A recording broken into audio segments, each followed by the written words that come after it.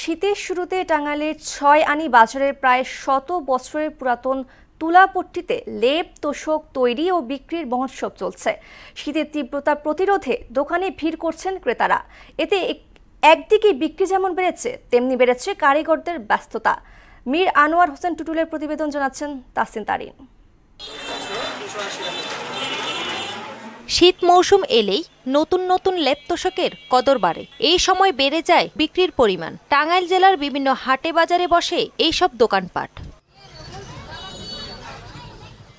সারা বছর কারিগরদের কাজ কম থাকলেও শীতের কয়েক মাসেই বেড়ে যায় ব্যস্ততা। দিনরাত কর্মব্যস্ততার মধ্য দিয়ে থাকতে হয় তাদের। যত শীত পড়বো তত অর্ডার পড়বো। এবার অর্ডার পড়তেছে, মানে মোটামুটি আর কি পড়তেছে, কামকাজ ভালোই চলতেছে। ল্যাপ হয়, তোষক হয়, বালিশ হয়, সবকিছু জাজিম টাজিম সবকিছু হয়। বিভিন্ন ধরনের তুলা আছে, এই কাস্টমারের যেটা পছন্দ হয় এটা দিয়ে বানায়। গতবারের সাথে এবার কাজের ভিড় চাপ বেশি, সবসময় কাজ নিয়ে ব্যস্ত থাকি আমরা।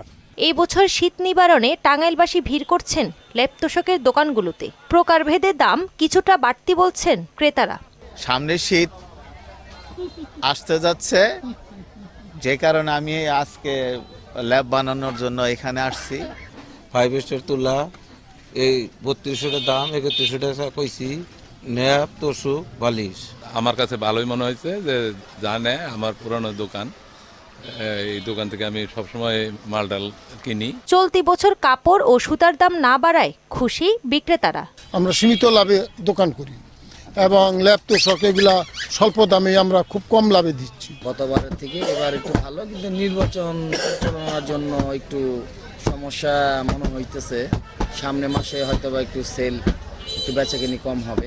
শীত আসার আগেই মানুষ কিছু ভিড় করে কাজের জন্য। গত বছরের থেকে এবার একটু কাজের এটা বেশি। ল্যাপের সংখ্যাটা কম, কিন্তু তোষক জাজিম টাজিম বালিশ সেগুলো মানুষ বানাইতেছে।